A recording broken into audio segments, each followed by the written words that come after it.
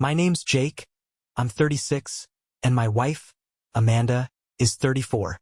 We've been married for 9 years, and for most of that time I thought we had a decent marriage.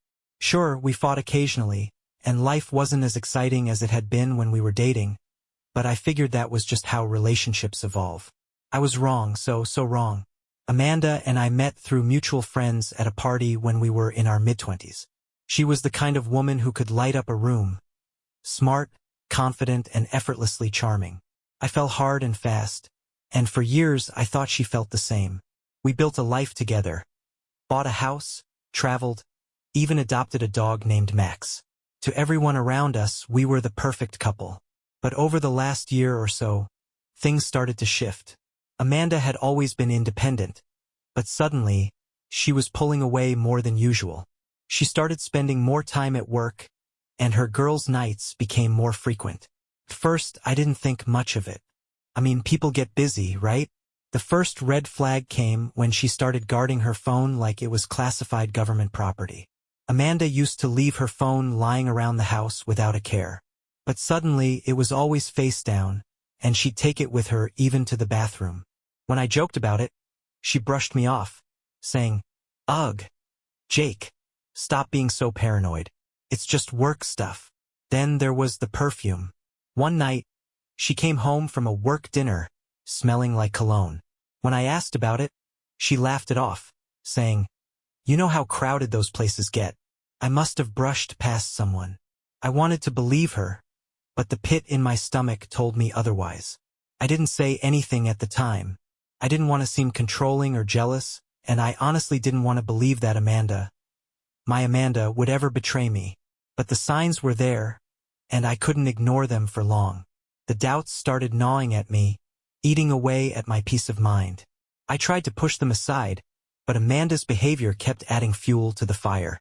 She became more distant, more dismissive. She started staying late at work more often, but when I'd ask about her projects, her answers were vague, like she was making it up on the spot. The breaking point came a few weeks ago. Amanda said she had to go out of town for a work conference. Nothing unusual on the surface. But something about the way she told me felt rehearsed. Her tone was overly casual, her explanation a little too polished. My gut screamed at me that something wasn't right. That night, as she packed, I decided to check her laptop. I knew it was a risk. If she caught me, it would lead to a huge fight. But I couldn't ignore my instincts anymore. Sure enough, her email was open, and there it was. A confirmation for a hotel room. But it wasn't booked under her company's name. It was booked for two. The second name? Brian Richards. I felt my chest tighten. Brian was her coworker. Someone she'd mentioned in passing a few times. Just a good friend who helped her out with projects. The timestamps on their emails told a different story, though. They were full of inside jokes, flirty comments, and one that hit me like a gut punch. "Can't wait to see you at the hotel. I'll bring the wine this time," winky face. I sat there staring at the screen, my mind spinning. My hands trembled as I saved screenshots of the emails. I needed proof. Proof that I wasn't crazy, that I wasn't overreacting. Proof that the woman I'd loved for nearly a decade was lying to me. When Amanda left for her conference the next day, I didn't confront her. Not yet. Instead, I booked a room at the same hotel. I needed to see it with my own eyes. If she was going to betray me, I wasn't going to let her do it in the shadows. The drive to the hotel felt like an eternity. My mind raced with possibilities. Would I catch them together? Would she lie her way out of it? Or would she finally admit what she'd been doing behind my back?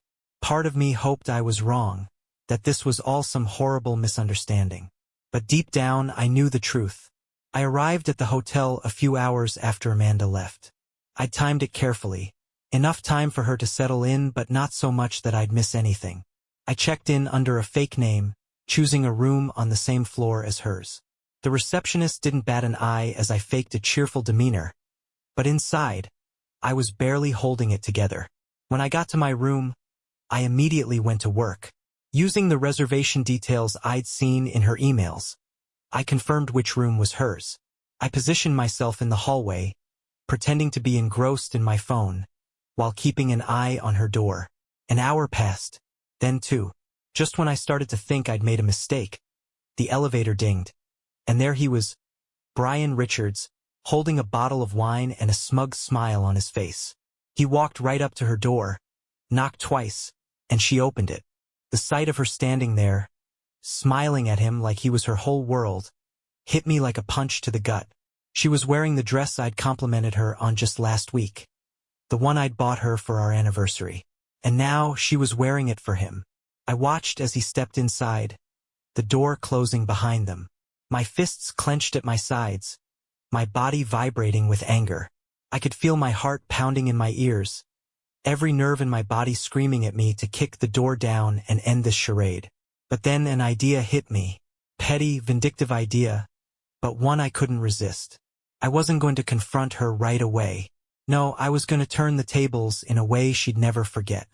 I left my spot and called someone who, up until now, had been on Amanda's side for every argument, every fight. Her best friend, Jessica. When Jessica picked up the phone, her tone was bright and chipper, completely unaware of the storm brewing on my end. "Jake, what's up? Everything okay?" I hesitated for a moment, but only for a moment. "Jess, I need your help," I said, keeping my voice steady. "It's about Amanda. And before you say anything, I need you to hear me out." The silence on her end was heavy. "What's going on?" she finally asked, her tone cautious. "She's cheating on me," I said bluntly. "With Brian Richards. I'm at a hotel right now. She's here. With him. Right now." Jessica gasped, and I could hear the shock in her voice. "Jake, are you sure?" I laughed bitterly. "I'm looking at the hotel room where she just let him in. I have emails, reservations, a photo. It's happening, Jess. And I need you to see it for yourself. I need someone else to understand what she's done." Jessica's response wasn't what I expected. "Give me the address," she said, her voice steely and determined. "I'll be there in 30 minutes. Half an hour later, Jessica walked into the hotel lobby, dressed to kill in a black leather jacket, tight jeans, and heels that echoed on the marble floor. She looked more furious than I'd ever seen her, her usual bubbly demeanor replaced with an intensity that made me think she was ready to fight. We met by the elevators, and before I could even explain my plan, she spoke. "Let's go to your room. We need to figure out what's next." Once inside, I laid it all out. The emails, the hotel confirmation, everything I'd been holding on to. Jessica paced the room, running her hands through her hair as I talked. Finally, she stopped and looked at me with fire in her eyes. "She's disgusting," Jessica said, venom dripping from her words. "And after everything you've done for her? No, she doesn't get to walk away from this clean. What do you suggest?" I asked, my voice low. Jessica smirked, a glint of mischief in her eyes. "Let's give her a taste of her own medicine." I raised an eyebrow, unsure of what she meant. "How?" "Simple," she said, sitting on the edge of the bed. "We make sure that when she walks out of that room with her lover, she finds us together. Here, together. Let her think about what it feels like to see her husband with her best friend." Her words hit me like a lightning bolt. It was petty, it was messy, and it was perfect. Jessica kicked off her heels and lounged on the bed, grabbing a glass of wine from the minibar like she owned the place. "Get comfortable," she said with a smirk. "Let's make this fun." And so we waited. The tension in the air was electric, and for the first time in days I felt like I had control. The real fireworks would come when Amanda saw us. Jessica and I sat in the room, the air thick with anticipation. She sprawled across the bed with a glass of wine in hand, her demeanor cool and composed, while I sat near the window, my heart racing. The absurdity of what we were doing didn't escape me, but at this point, it felt like the only way to make Amanda face the reality of her betrayal. About an hour later, the sound of laughter echoed in the hallway, followed by the unmistakable sound of Amanda's voice. My stomach turned, but I kept my composure. Jessica, on the other hand, raised her glass in mock celebration. "Showtime," she said, smirking. The door to Amanda's room opened, and I heard her giggling with Brian as they stepped out. I peeked through the peephole, watching them walk toward the elevator. They were holding hands, her face glowing with the kind of happiness I hadn't seen in years. That sight alone lit a fire in my chest. Jessica nudged me. "Time to make the entrance unforgettable," she whispered. I stepped into the hallway, Jessica trailing just behind me. Amanda turned at the sound of the door closing, her face freezing mid-laugh. For a moment it was like the world stopped spinning. "Jake!" Her voice was barely a whisper, her eyes darting between me and Jessica. What are you doing here?" I crossed my arms, forcing myself to stay calm. "Funny," I said, my voice icy. "I was about to ask you the same thing. Or should I just assume this is one of your work conferences?" Brian, looking like a deer in headlights, took a step back. I think I'll just—" "Don't even try it," Jessica cut him off, stepping forward with a fire in her eyes. "You're just as guilty as she is. Own it." Amanda's face twisted into something between panic and defiance. "Jake, you don't understand. This isn't what it looks like." I laughed, the sound bitter and sharp. "Not what it looks like. Amanda, you're holding hands with him, staying in a hotel together, and giggling like teenagers. What am I misunderstanding here?" Jessica, never one to hold back, chimed in. "Oh, I think he understands perfectly, Amanda. The real question is, do you understand how much of a selfish, lying hypocrite you are?" Amanda's expression darkened as she looked at Jessica. "What the hell are you even doing here?" Jessica crossed her arms, her voice dripping with venom. "I'm here because Jake deserves better than this. And because I wanted to see your face when you realized you couldn't lie your way out of this one." Amanda's jaw dropped, her composure crumbling as her gaze flicked between us. "Wait, are you too?" Jessica didn't hesitate. She stepped closer to me, looping her arm through mine with a wicked grin. "What do you think, Amanda? While you were busy sneaking around, maybe Jake realized who actually has his back." Amanda's face went pale, her voice cracking. You're lying. Jake wouldn't." I cut her off, my tone cold and final. "Wouldn't what, Amanda? Wouldn't find comfort in someone who actually respects me? Someone who doesn't treat me like a backup plan?" I let the words hang in the air before adding, "Now you know what it feels like to see your partner with someone else." Amanda looked like she was going to explode, her mouth opening and closing as if searching for the right words. But nothing came. For once, she had no lies, no excuses. Brian, meanwhile, shuffled awkwardly toward the elevator, muttering something about needing to leave. Amanda didn't stop him. "Enjoy your night," Jessica said, her voice sweet but cutting, as she and I turned and walked back into the room. The sound of the door clicking shut behind us was the most satisfying thing I'd heard in years. The moment the door clicked shut, the adrenaline started wearing off, leaving a strange mix of satisfaction and exhaustion in its place. Jessica set her glass of wine down, looking at me with a wry smile. "Well, that was dramatic," she said, raising an eyebrow. I nodded, running a hand through my hair. "I don't even know how to feel right now. Angry? Relieved? Like I just burned my whole life to the ground." Jessica sighed, leaning back against the headboard. "She had it coming, Jake. You didn't do anything wrong. She made her choices, and now she gets to live with them." Her words made sense, but it didn't make the sting of betrayal any less sharp. Amanda had been my world, and now that world felt like it had been smashed into pieces, leaving me to figure out what the hell to do next. A few hours later, the hotel room phone rang. I didn't need to guess who it was. Jessica gave me a look, and I nodded for her to answer. She picked up, her tone icy. "What do you want, Amanda?" I could hear Amanda's voice on the other end, shaky and desperate.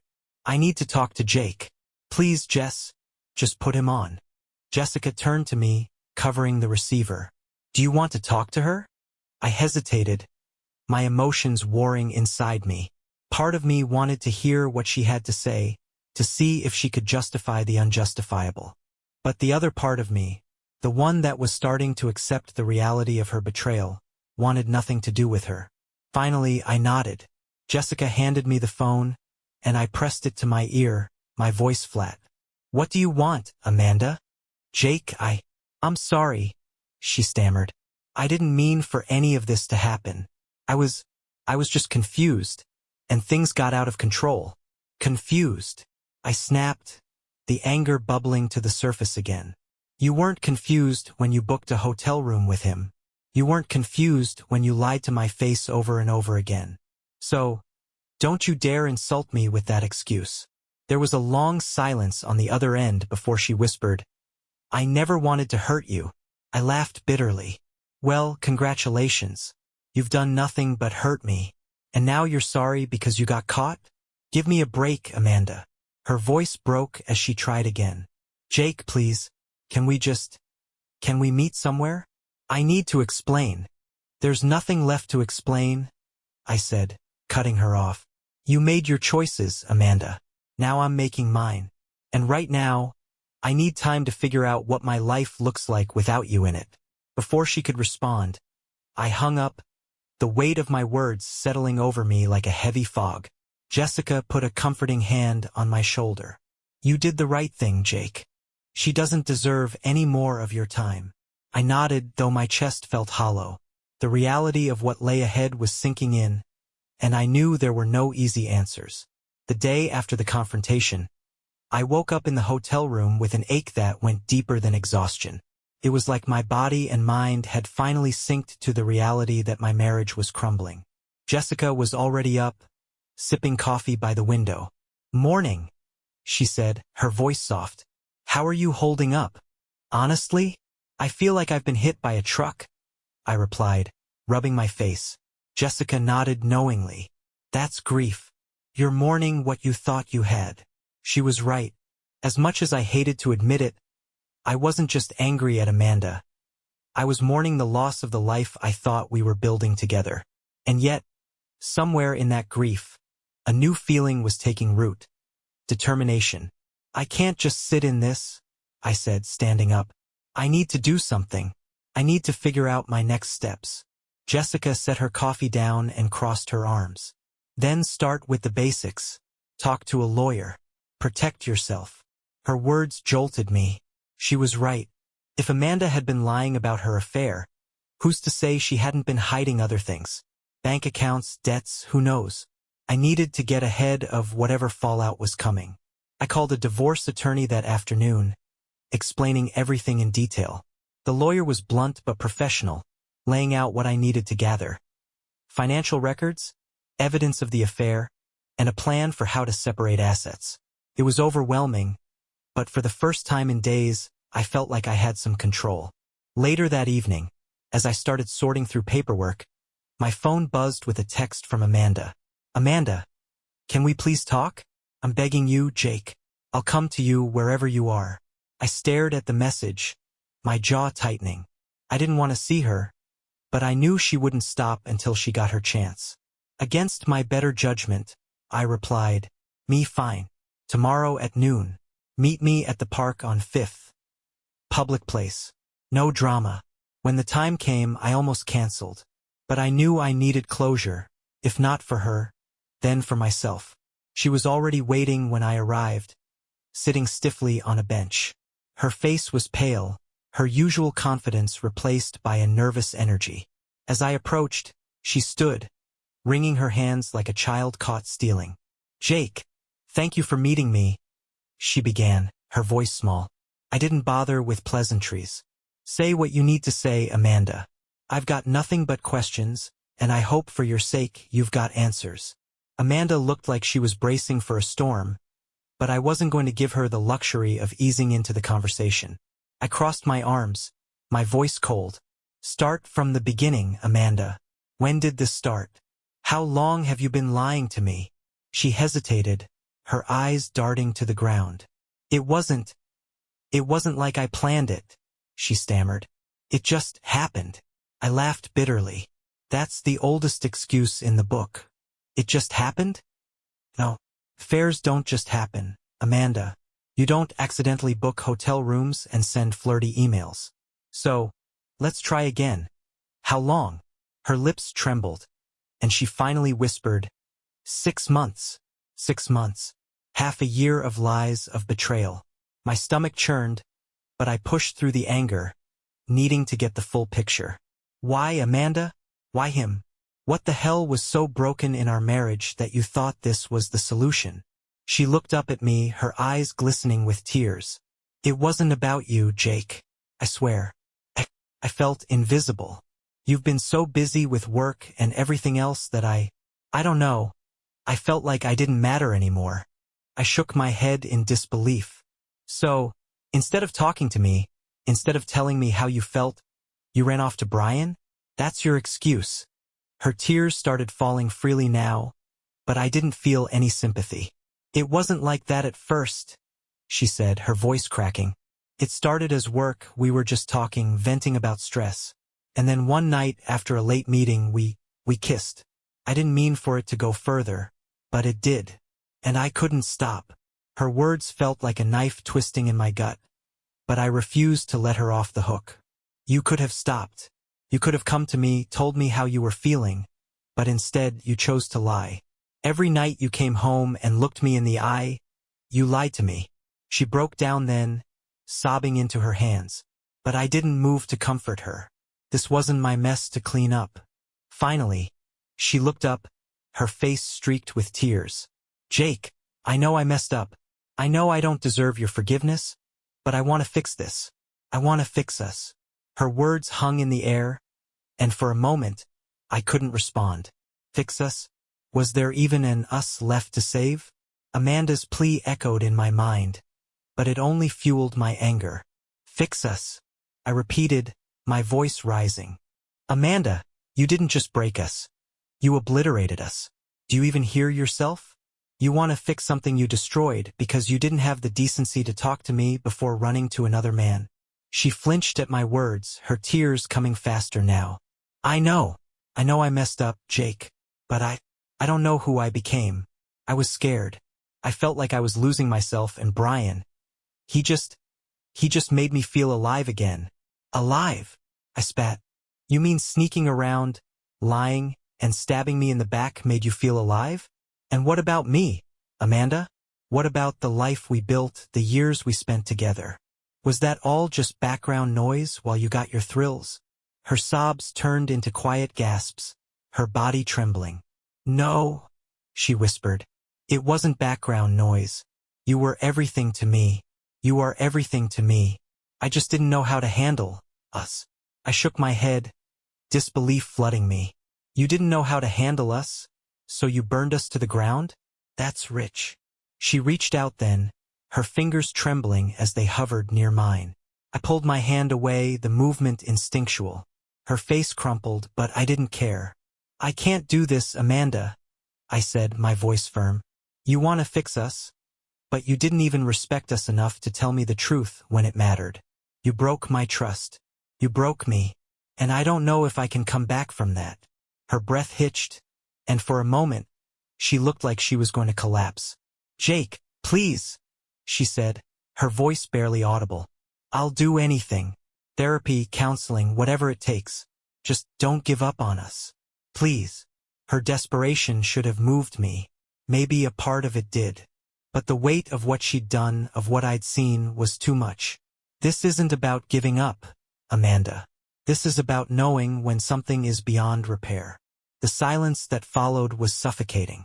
Amanda crumbled onto the bench, burying her face in her hands. I stood there for a moment, feeling the finality of everything settle over me. I'll send you the papers, I said quietly, my voice devoid of emotion. I'll make sure it's fair.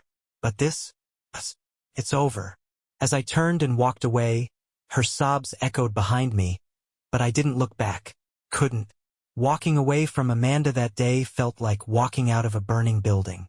The pain, the chaos, and the wreckage were behind me, but I wasn't unscathed. My chest felt hollow, my mind exhausted, but there was a strange sense of relief too. I'd made my choice, and now all that was left was to rebuild. The next few weeks were a blur of paperwork, tough conversations, and emotional fallout. Amanda tried reaching out a few times, but I kept my responses short and strictly about the divorce. She'd begged for another chance, sent long texts apologizing and promising to change, but I didn't waver, couldn't. Jessica stayed in my corner through it all, proving to be a far better friend than I deserved. She helped me pack up Amanda's things, reminded me to eat when I got lost in my thoughts, and made me laugh when I thought I never would again. One night, as we sat on my couch eating takeout, Jessica turned to me with a small smile. "So what now?" she asked. I shrugged, staring at the half-empty container of noodles in my hand. "I don't know. Start over, I guess. Figure out who I am without her." Jessica nodded, her gaze steady. "You'll be okay, Jake. Better than okay, actually. You're stronger than you think." Her words stuck with me. For so long, I defined myself as Amanda's husband, the guy who'd do anything to make her happy. Now, without her, I had to figure out what made me happy. The divorce was finalized a few months later. It was clean, thanks to the evidence I'd gathered, and I managed to keep the house. Amanda moved out of state soon after, and I didn't hear from her again. I didn't want to. The healing process wasn't linear. Some days I felt free, like I dodged a bullet. Other days, the loneliness crept in, making me question if I'd made the right decision. But every time I thought about giving in, about reaching out to Amanda, I reminded myself of the lies, the betrayal, and the moment I saw her with Brian in that hotel hallway. As for Jessica, she stayed in my life, becoming one of my closest friends. People started to talk. Friends, neighbors, assuming something romantic was happening between us. But it wasn't like that. At least not yet. We were both too smart to jump into anything so soon. If I've learned anything from this mess, it's that trust is sacred, and communication is everything. If you're feeling unseen or unheard in your relationship, talk to your partner. Don't run to someone else. And if you're the one betrayed, don't settle for less than you deserve. As for me, I'm moving forward one step at a time. And for the first time in years, I feel like I'm finally in control of my own story. Thank you for staying with me. This crazy journey is finally over and I'm ready for what's next. Subscribe to the channel so you don't miss any more interesting stories. And leave a comment with what you would do in this situation. See you in the next videos.